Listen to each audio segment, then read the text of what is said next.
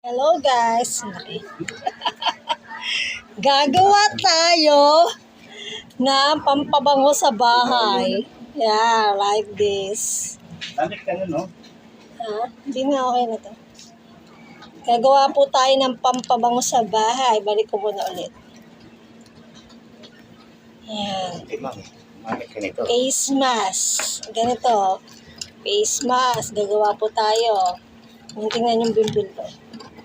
Yan. Ang gagawin natin dito sa ating face mask, gagawa tayo ng nakatawa sila. Gagawa tayo ng instant pampabango sa paligid. Napanood ko lang dito sa YouTube. Try natin. Alagay dito.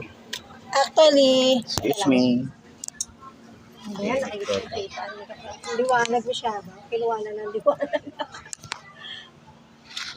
Wait lang. Yan. Opo, wait.